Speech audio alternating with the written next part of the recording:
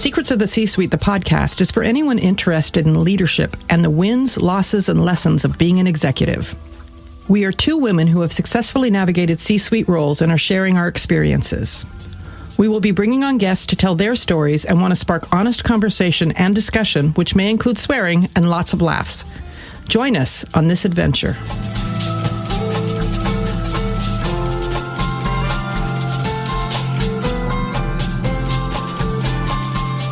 Hi, and welcome to another episode of Secrets of the C-Suite.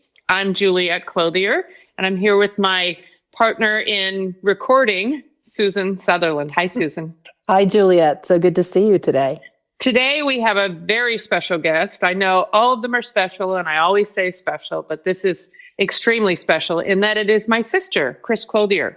And we will introduce Kris in a few minutes, but Susan and I wanted to talk a little bit today about aging and leadership and things that come up as we age and continue to lead. I turned 64 yesterday, which as a child, as a child, exactly. On the field trip bus, my daughter teaches fourth grade, and she asked a couple years ago, if I would participate as a chaperone. And I'm going to do a little aside on that. It's kind of neat because when I was raising her, I was a single mom and had a full-time job, and so couldn't always go on field trips. And it made me sad. I had really missed out on that. So this is my substitute for that, is being a field trip chaperone for her class. And it's always funny. We always get some great things out of it. But yesterday, the kids knew it was my birthday, and one little kid asked me, "Are you an old lady?" And I didn't even have to think about it. I said, "Yes, I am an old lady, but I feel like I'm doing really well." So that was my funny for yesterday. But yeah, I feel strong. So first of all, good. No. Yeah. So first of all, happy birthday, Juliet. Even though we're a day late on our recording. And yeah, I was going to say, how are you feeling, old lady? Yeah, old lady aside, I feel good. I feel strong. I was able to keep up with fourth graders for I don't know how many hours that was, 6 hours or so, and it's going okay. I wasn't really worried about this age thing, and I wonder if maybe when I turn 65, I might have a different feeling about it. But yeah, I feel good. Funny you should mention 65, because that's my next horizon. Yeah. And we talked about this earlier. It's exactly 4 months. Right. To my 65th birthday. And I feel strong. I feel good. There's an interesting, there's a woman on Instagram who I follow who is a weightlifter and trainer. And she's very opinionated, and I love her to death. But one of the things she rails against every spring is the beach body thing. Time to get your bikini body and your beach body. And she's like, I'm working on my old lady body. I'm guessing she must be in her mid-30s. But her objective is to have really strong bones and be really fit when she's in her 60s, 70s, and 80s. And I love this so much. It's such a different model, not only for our generation, thank goodness, but also for what aging can look like. Right. So yeah, I've got 4 months to have my old lady body whipped into shape. I'm kidding. I don't really mean it that way, but I think it's a really different goal to want to be well and strong as you age, as opposed to, I don't know, not decrepit. Absolutely. And one thing that I was saying to somebody this weekend who is 20 years older than me, we know what to do at this age. It's not like there's going to be any new miracle thing. Oh, there are drugs and all those things that have come up in the last few years in terms of weight, but in terms of strength, you know what to do, And so it's kind of nice. And I think tying that into leadership, I think it's the same. We don't always know, and we don't always have experience with individual situations, which is kind of the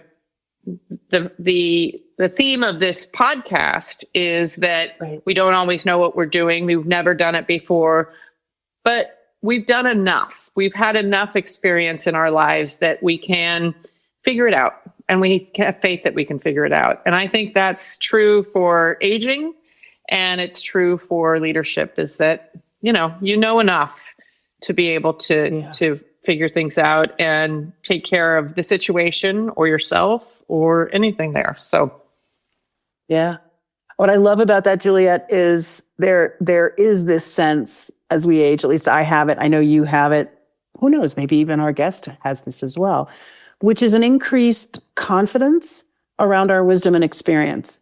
We're not claiming that we've done everything that's possible to have done, but we know enough to trust our inner compass, to trust our wisdom, to trust our skill set to navigate most situations. And I think that's really cool. I probably wished I could have borrowed this kind of composure and self-confidence when I was in my 30s and 40s, when I had my really big jobs. Didn't, but now I do. And so look at us. And you're sharing it with other people. Leadership. Yes, exactly. Yeah, exactly. yeah. All right, I'm going to introduce our guest. It is my privilege to introduce Kris Clothier. She is our first, I believe, doctor. She's a veterinarian and has a PhD in veterinary microbiology, which she's going to tell us about soon. She's had her own business as a veterinarian. She was a professor at UC Davis. She now teaches at the Santa Rosa Junior College and also tutors there. Her teaching is in the vet tech program, and she tutors multiple disciplines of science and math, and maybe she'll tell us a funny story about some of the things she's been asked to tutor on. She also teaches at Santa Rosa Junior College as well as tutors, and it is my pleasure to introduce Kris Clothier. Hi, Kris. Good morning. Wow. I didn't know it was a pleasure. It is a pleasure. It's certainly a pleasure for me, Kris. Nice to see you. I'm so glad you're here with us. I'm glad to be here. Yeah, so I had to laugh while Juliet was introducing you. I, of course, thought of that. I think it's an old chestnut at this point about the dog that says to his other friend, the dog, "Yay, I'm so lucky. I'm going to tomorrow to get tutored." And of course, the dog is going to get neutered, which as a vet, I'm sure you're familiar with that joke, right? It's a famous veterinary joke for sure. Yeah. So, Kris, one of the things we like to ask our guests to do is just take us on the journey of your career. And it's got multiple layers, as I mentioned, but we'd love to hear kind of a general overview, and then we'll kind of dig in with more questions. So I pretty much knew I wanted to be a veterinarian for my whole life. When I was young, I was drawn especially towards large animals or farm animals. I had cousins that had a small property in Northern California, and they had horses, and they had sheep, and they had pigs. And of course, I liked dogs and cats, but I kind of liked it all. And when I was a young person, one of the horses that belonged to a friend of my aunt's got injured in a fence and had this terrible wound. And so we went over to be supportive of the owner as the veterinarian was suturing up this terrible wound. And it was so interesting, I forgot to be sick with all the blood and guts. And that day I said, I think I really want to do this. And, you know, as a kid, you change your mind several times, but it was always that, yep, I think this is what I should be doing. I looked into other things and this is what I should be doing. And so the veterinary bug bit me early on. Although growing up in San Francisco, nobody could understand why I liked horses and cows, but I did. And so when I went to college, that was my goal. And I wanted to work on large animals. And people said, don't you want to work on dogs and cats? And I said, no, I want to work on horses and cows. And so I was always a woman in a man's world. And it was pretty obvious to me when I graduated from veterinary school, because I did have employers say to me, you're the most qualified veterinary student that we've interviewed, but we can't offer you the job because we polled our clients and they won't use a woman veterinarian. They would only use a man veterinarian, so we can't hire a woman veterinarian. And of course, burned my barracks bags, as my first boss liked to say, but I didn't really feel like fighting for a position where I was unwanted was a good idea, because as a young veterinarian, you're going to make mistakes, and no one was going to give me any pass for any mistakes I made as a young veterinarian. And I was fortunate enough to get a position in a mixed animal practice. So I was working on both large animals and small animals, where they had a woman vet there before me. And whereas she mostly liked horses and she would work on cows and other livestock, I mostly liked cows and I would work on horses.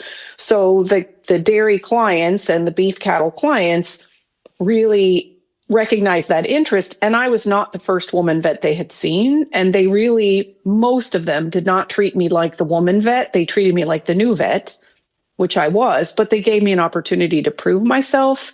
And I was able to do that. And of course I made mistakes, but the mistakes I made, I own. And I did have one dairy client say to me, you know what I like about you, Kris, is you're not afraid to make a decision. You're not afraid to say, I think this is what it is, and this is what we should do. And we'll reassess if this is not taking care of the problem. And he said, I've had other vets that say, well, I don't know, maybe this and maybe that. And I said, well, I'm not afraid to be wrong. So I guess that makes me not afraid to make a decision. And if I'm wrong, that's okay, but I didn't do nothing. So that was sort of my veterinary world. And I had supportive mentors all through my veterinary career. And I was listening to your introduction. We just don't always know what to do, but we know how to find out what to do, or we know what to do if something doesn't work out the way we thought it would. Let's reassess. Let's make a different plan. And I never had to be one of those people who knew everything. I just wanted to know how to get the answers. And I also would tell that to my clients. I don't know all the answers, but I will get to the people who can help me find the answers. And I think that really helped me, especially in the man's world of I don't know everything, but I know that I have great people to consult with, and I have great mentors, and I have good bosses and all of that. So that was sort of my veterinary career. Kris, where were you when you were in this, where you got this job, where you, I guess, the man's world, then you got this job where you got to actually do what you wanted to do, and there was room for you as a woman vet. So where was that physically? Smack dab in the middle of California. So in the middle of the Central Valley, in an area where there were lots of men vets, and there had always been lots of men vets. And can you do this job physically? And can you do this job emotionally? Are you going to cry when things don't go well? And I was fortunate enough, because I'm tall and I have long arms, and one of my bosses who still did large animal work at the time was shorter than me and had short arms. And there were things that I could accomplish that he could not, just because of my physiology. I'm not going to go any further into that because people don't want to know. But and honestly, I had one dairy client say, well, my goodness, if your boss was here, he wouldn't have been able to do that. But your arms are long enough, you could do that. And that was a real shot in the arm for me, because this person let me have a chance to prove myself and recognized that I could do the job, and said that to me. And he was not a person that gave out compliments. So I really took that to heart, that, I am capable of doing this job, and I figured out a way to do it. And he recognized that my way wasn't my boss's way, but my boss couldn't do it the way I did it. And that was okay with him. I got the job done. So, yeah. So at that time, Kris, you were working for a veterinary practice as a veterinarian, correct? Mm-hmm. But it wasn't your own practice. It was not my own practice. I worked for other veterinarians, a couple of different practices for about 5 years out of veterinary school.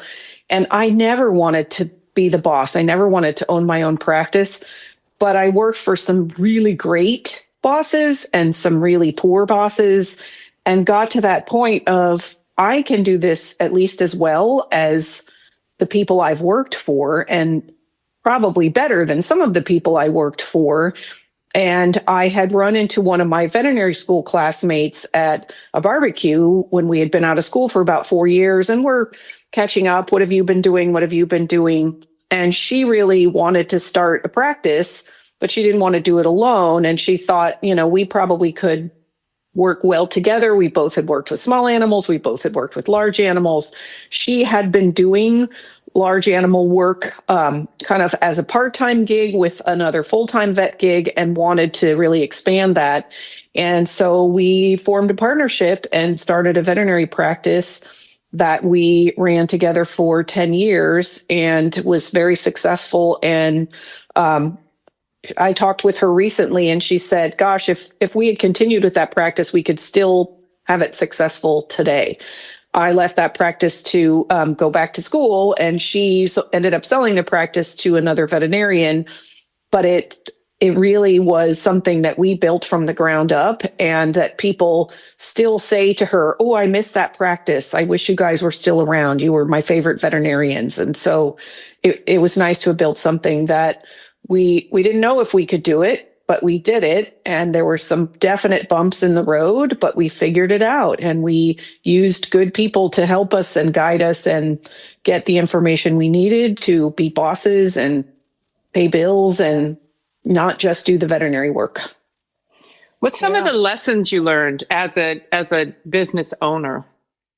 The interesting thing to me, well, first of all, I had never fired anyone before. So there was my trial by fire. And I was more of the let's not knee-jerk react, let's take a step back and figure out what is this situation going on. And my business partner was more of a just get after it, follow your instincts right away, and then if something goes wrong, just apologize for it later.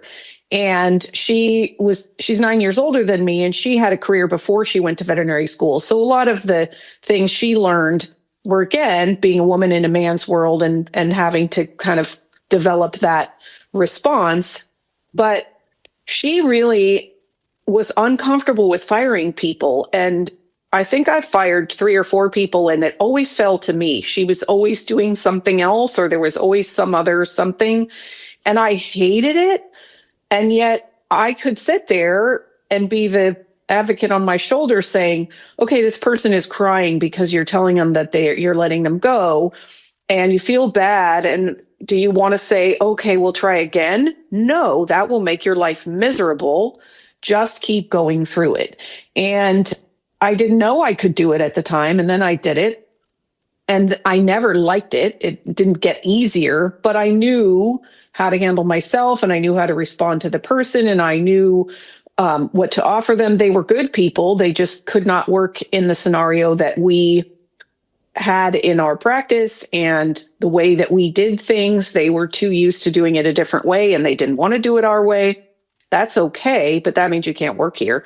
And I found it interesting that, I was much stronger in that arena than my business partner, which I had never thought of until I kind of looked back on it. Yeah. And of course, you learn the lessons of who are the people, the clients that you can trust and who are not, who are the people that are loyal enough to you that you want to provide services at 12:30 in the morning on a Sunday morning, or 10:30, 10 o'clock at night when you already have your jammies on and they have an emergency, and who are the people that you are going to invite to find a new veterinarian. Even firing clients. I don't think we can make you happy, and I think you should find a new veterinarian. And when I went into academia, I asked my boss if I was allowed to fire clients, and he said absolutely not. And so I had to change how I approached that. But yeah. Big difference. There is a lot to be said for being your own boss and for setting the rules, not only in terms of who works for you and how they work for you, but also who you're willing to take on as a client. I mean, I think it's definitely true for me and Juliet in our current roles as coaches and consultants. So, Kris, you left the partnership to go back to school. Didn't you just have enough degrees at that point? What did you go back to school for? Well, we were fortunate enough to have a lot of our clients had breeding animals that they sold. And so their infectious disease control programs were very important. And so we participated in a lot of those programs to try and prevent diseases and really kind of approach what can you do to keep your animals as healthy as possible? Because no one wants to use antibiotics. And especially in this world, why would you use antibiotics to treat something when there are ways to prevent it? And I went to several seminars and meetings and learned more about infectious diseases. And I just thought, I have been a veterinarian in practice for 15 years. I'd like to do something different with my degree. And I don't have to stop being a veterinarian if I want to learn more about infectious disease, epidemiology, zoonotic infections that can go from animals to people or people to animals. And so that's how I was sort of inspired to go back to graduate school. I did have someone, of course, if you're going to go back to school, you have to take some of the entrance exams, and I had to take the graduate exams again. And someone said, "Are you sure you have to take those again? I think they keep your scores that you used to get into veterinary school for 7 or 8 years." And I said, "It's been 18 years since I took that exam. I think they threw my results away." So, and there were people who said, "Well, that would have stopped me. I'm not taking any more exams." I'm like, "Well, I am. I'm interested in this." And then going back to graduate school, there were so many new things to learn, and I loved the learning. Things that had been discovered and were well established after I left vet school, that people had been really improving knowledge and working with public health combinations between animals, people, and the environment, because we all live on the same planet. And I just loved all of those new things. And I did have one graduate school colleague who said, "I have to hurry and finish my PhD because I'm almost 30. And you can't be 30 and not have your PhD yet." And I, of course, was 43 years old at the time. And he looked at me and felt terrible and said, "Oh, sorry." I said, "I had a whole nother life before this. You don't have to be sorry at all. I've learned how to do many things in my career, and this is one of them." So, I think it sparked my interest to do something different, but not lose my veterinary degree, not lose what I had learned and accomplished in being a practicing vet. And part of my role when I went back to graduate school was instructing veterinary students, which I loved. And they really appreciated the fact I had been in the trenches. I was not someone who had been in academia my whole career. I'd been out in the field. I'd been the only vet there at 12:30 in the morning saying, "I have to make a decision. I have to make a plan. I'm the expert in the room," and they're looking to me. And so I just felt like, here's a great thing I can do with my career and take it in a different direction. Yeah. So from graduate school, was that when you toggled away from veterinary practice per se and Right. into academia? Into That was the next academia. move. Yeah. Yeah. And I had very good support when I was a practicing vet from the disease diagnostics laboratory near me. And that was where I ended up getting a position while I was in graduate school. So I could be the consultant for practicing veterinarians with my role in the laboratory and in my graduate program that I had benefited from when I was out in practice. So I could play that role to other practicing vets. Wow, like full circle. And I know we're headed here, so I want to pause and because I'm asking all these questions because I'm so fascinated. But I want to make sure that Juliet has a chance to get a word in. I know that your experience in academia was, how shall we say this, layered and nuanced. And I think we want to hear about some of the layers and some of the nuance. But Juliet, was there anything you wanted to ask Kris before we go there? Well, I think the question for me was, what made you decide finally to leave your own business? That's a big decision. You were successful. You had, gained a lot of experience, not just in the veterinary world, but in running a business and being the boss. And you were taking a leap out of that, being a boss, to not being the boss anymore.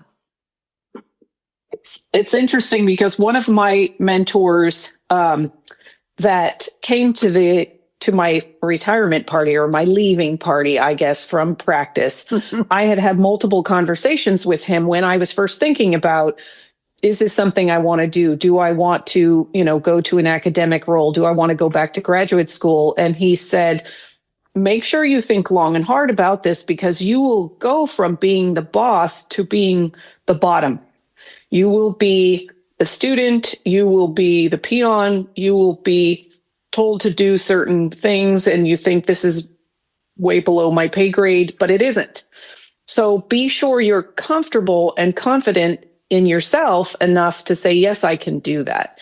So it did, it was probably 18 months of considering and thinking about it, and then a year in planning to leave my business, because of course my business partner was not happy that I wanted to leave, but recognized that I had other things I wanted to do with my career. And since she became a veterinarian as kind of her second career, she recognized that, yeah, there are other things that I want to do. And I had never lived out of state, and I had never gone to a university that wasn't UC Davis. And so I chose to move away. I chose to go someplace where I didn't know anyone.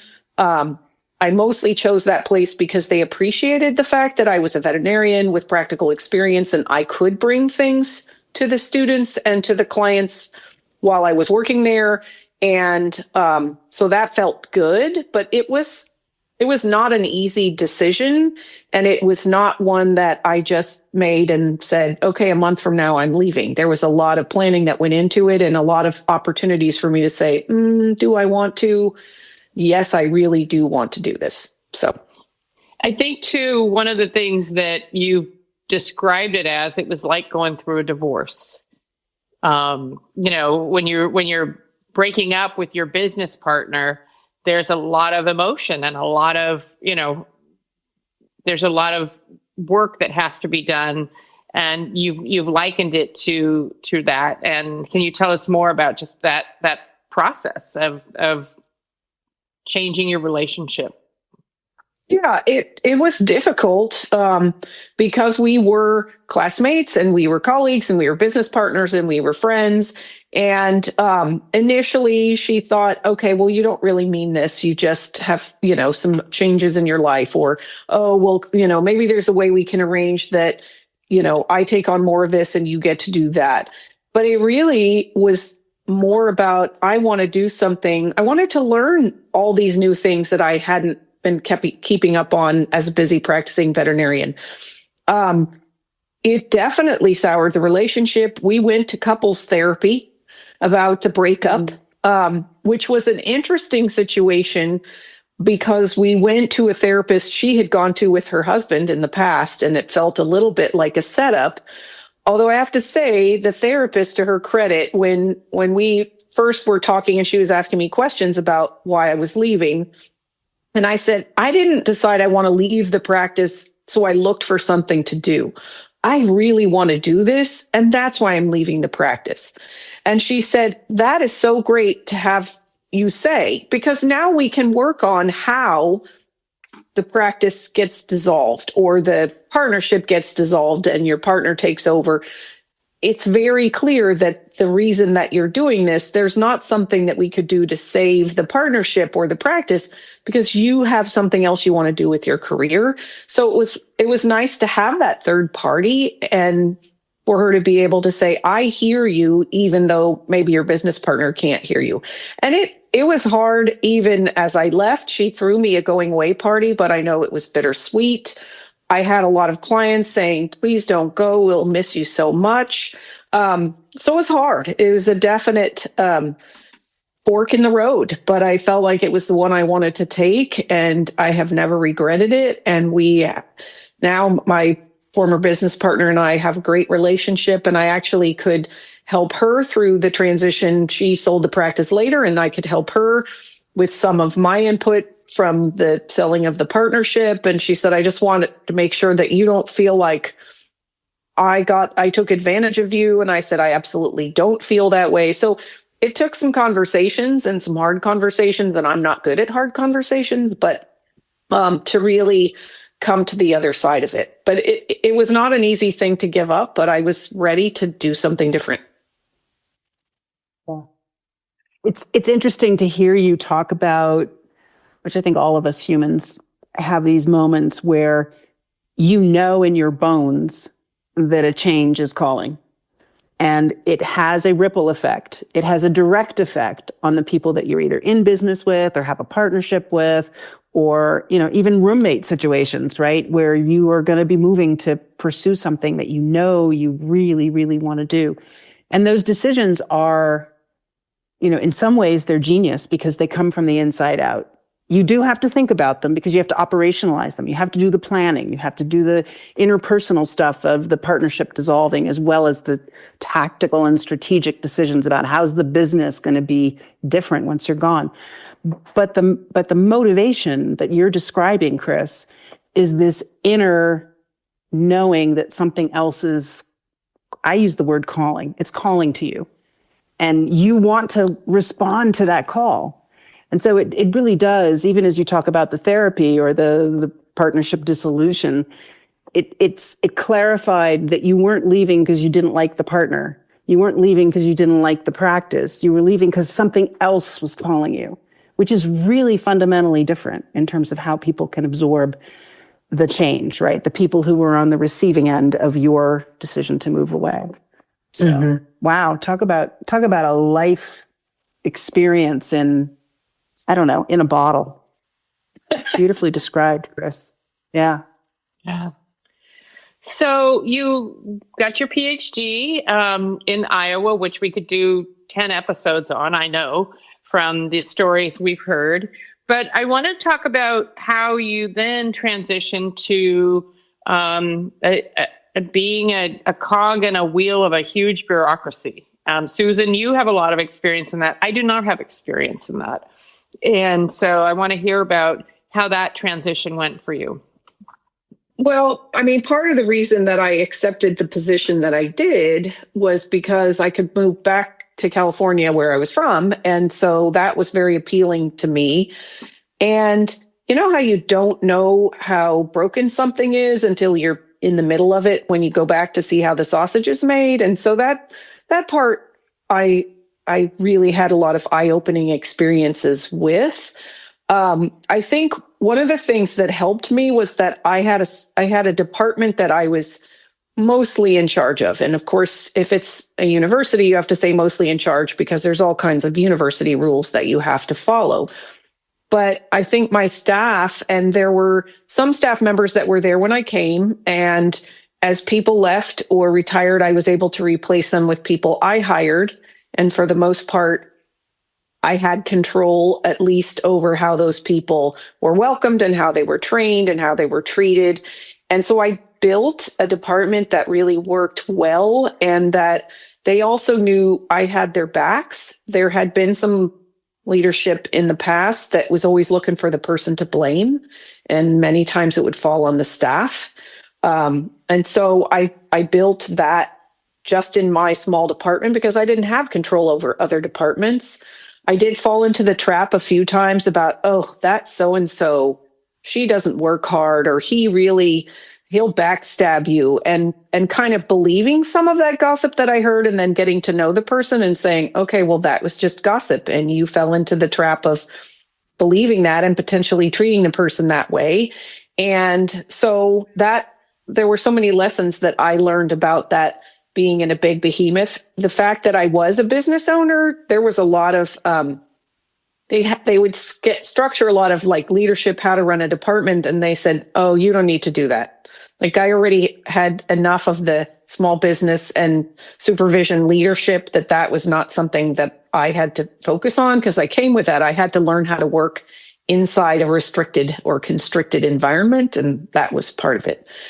I also was fortunate enough to have a new boss that started a month after I started, who was an amazing listener and absorber, from the standpoint that he, with everyone, all the department leads and all the different levels of what the things he had to balance as the ultimate director of the lab, would at least let you tell him what was going on. Here's the scenario. This might come and happen. And every time I met with him, which was about once a month, I had at least a full page of things I wanted to talk about, a copy for me and a copy for him so he could take notes. So I was I would never wasted his time. And I also told him, I have a very large mouth and a lot of opinions and a lot of input. And when you are tired of hearing from me and you don't want to hear about the things that are broken or the things that might fall apart, you just have to say, Kris, I don't want to hear it. Shut up. And I won't hurt my feelings. I totally will understand that. But until you tell me that, I'm going to keep telling you that the emperor has no clothes on, because I see this. Hey, the emperor is wearing no clothes and no one's willing to say that. Oh, this scenario is going to make the lab look bad or the university look bad. I think we should get ahead of this instead of waiting. Then we would wait. Then it would look bad. Then we'd have a mess to clean up. And he would acknowledge, he's like, oh, you told me that was going to happen, but it was not on the priority list. And so those things. And I was very grateful to have him. I'm not sure I would have lasted as a cog if I hadn't had that person there. And he certainly did not address all of my concerns, and he certainly did not fix half of the things that I thought should be fixed, because I didn't know all the things he was dealing with. But he always listened, and he always appreciated the honesty. And he did also say, well, I know I'm going to get the actual truth of what's going on, and I'm not going to get some kind of rosy picture of things or something that I'm going to be caught completely unawares. And so he appreciated that honesty. I also worked with people there who felt like they had to know more than everyone. And one lesson, I mean, I never had been that kind of person, but I just thought, what a horrible, lonely, angst-filled existence to feel like you must know more than everyone. And one person in particular, I really thought it was more targeted at me because I had expertise that she didn't have. And of course, she had expertise that I didn't have. There's nothing wrong with that, but she just felt like she had to have the most expertise. And I remember going to the billing person and saying, hey, I need to, talk to you about this person's bill because this happened. And I said, so-and-so, said she could fix it, but I wanted to come to the billing person. And she said, oh, that person tells me how to do my job. Like, she had nothing to do with the billing. And yet she had to tell everyone how to do their jobs or how they weren't doing their jobs well. And so just recognizing, like, I'm not fixing her. It's not my job to fix her. It's my job to say, here's how I can manage the small part of the universe that I'm in. And I will tell you, back to my staff, they did come to me with an idea, because many times in a big organization, the answer is because we've always done that. So I would say, well, why do we do it this way? And of course, there's new technology and there's new things that could help us. And there's different ways to approach this. And maybe we're not even asking the right question anymore. So why do we do it this way? Because we've always done it that way. And so they joked they were going to get me a t-shirt. And on the front, it was going to say, because we've always done it that way. And on the back, it was going to say, but we've never done it that way. Because getting people to change in a large organization, it's not easy in a small organization, but in a large organization, it was very difficult. But they did recognize that I would make changes. And if they didn't work out, I wasn't afraid to say, well, let's try something else then. That wasn't the right decision. I can own it. But we did something. We didn't just sit here and say, wow, the ship is going down. I guess we should just watch it. And so it was a new lesson all the time in that behemoth organization. Yeah. Kris, what are you, as you look back on those years in academia, what are you most proud of? I'm most proud of the interactions I had with the students. And I think that was part of the reason when I left the university and now I teach in a junior college situation, because in the large university, you do a lot of administration. And I liked the interaction with the students, first of all, as a previous practicing veterinarian. So I had that kind of street cred. And then also I remember the students, they had so many opportunities about, are you going to specialize? Are you going to this? You're going to that? And there was this pressure. And one day I met 4 of them for coffee. And in that 45-minute period of time, we had figured out a plan for each of them so they knew what to do next. They didn't know what to do with their whole career. And I said, you don't have to know what to do with your whole career. That's the beauty of veterinary medicine. But figure out what you want to do next. And here's a way you can do that. You try this, you take these electives, you look for these positions, you try that and you see if it fits. If it fits, great. Then you look for your next. If it doesn't, then you try something different. And they all were so grateful that I was willing to take the time to say, let's help the students on an individual basis of what do we do to try and not feel like our lives are so overwhelming. And, just in the professional. And for a few of them, not even just in the professional, but here are some ways you can look at things that will help you keep balance in your life and not feel like your profession is taking over everything. Yeah, that's gorgeous. What I love about what you're saying is it's true for all of us. Like, nobody has to have their whole life figured out, no matter where you are. Whether you're 64 or 65, you don't have to have everything figured out. You just figure out what's next. And I think that's such brilliant advice to give young people who are, I'm thinking of my niece who's grown up so much in the last couple of years, but when she first was living, she lived with us for a while. She really had this sense that any decision I make is going to be the wrong one because then it'll affect the rest of my life. Like, she couldn't narrow the game, the what could happen, the good sides and the bad sides into, well, it's just an episode. And she's learning that, which is wonderful to see. And it's so interesting that you could impart that to these young people. You don't have to have it all figured out. In fact, if you do, it's going to be wrong because we zigzag through our lives most of the time, right? And life will throw you changes that you didn't even know were coming. So that will happen. Yeah, that's right. There's that whole thing that's it's not all in our control. Oh, forgot about that one. Yeah. So, Kris, in closing, you've given us some wise words about not planning too much and not needing to know what's in the future as much as some people think we should know. What other leadership advice have you received that you've taken with you, that you use still to this day, even though you're not necessarily in a direct leadership role? You're now teaching in the vet tech program and tutoring at the junior college level, which I know you're loving. But tell me what you use in that role that you learned throughout your leadership experience. Maybe first and foremost is that make sure that you're wholeheartedly listening to the person that you're speaking to.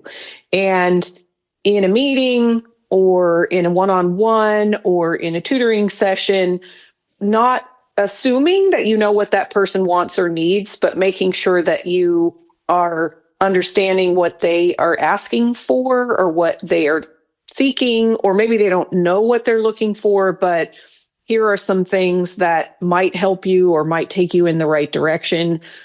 Because I think the best mentors and leaders I worked with took the time to do that, took the time to really say, I'm going to interact with an individual instead of I'm up here as the CEO or the director or the dean or the manager of 4 different practices. I'm really going to interact with people and meet them where they are and listen to what they're saying so that people felt like they have been heard. I think acknowledging that I don't know it all. So if someone I'm talking to also doesn't know it all, that I've just sort of made that okay for them. And we don't know how these decisions are going to impact things, but we're going to make this decision because we think this is the right way to go. And if it isn't the right way to go, we can pivot that decision. We can do something different, but we didn't do nothing.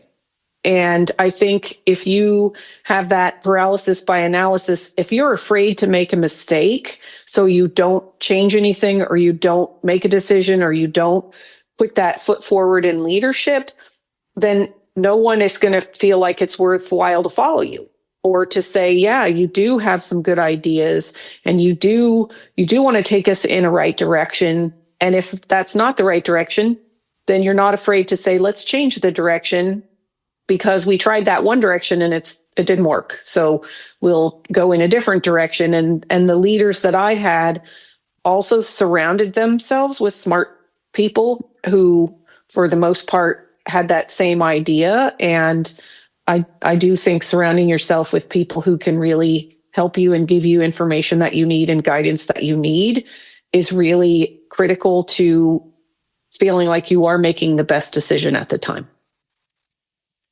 Well, with that, we're going to close out. Thank you so much, Kris, for joining us today. It's always interesting to hear your journey, even though I've been on the ride with you pretty much. But it is really great to hear. And I appreciate your journey so much. And I know that what you offer and what you're able to offer students is just such a gift. And I have to say that is just a wonder to watch from the sidelines. So thanks again for being here. Thank you for having me. We're so glad you've joined us for this episode of Secrets of the C-Suite, the podcast. We'll be back with another episode in 2 weeks. In the meantime, please tell your friends and coworkers about us, and be sure to follow, subscribe, and give us a 5-star rating if you enjoyed listening. Secrets of the C-Suite is produced by Juliet Clothier, Susan Sutherland, and Brian Clothier. Original music is by Brian Clothier, and the podcast is inspired by leaders like you.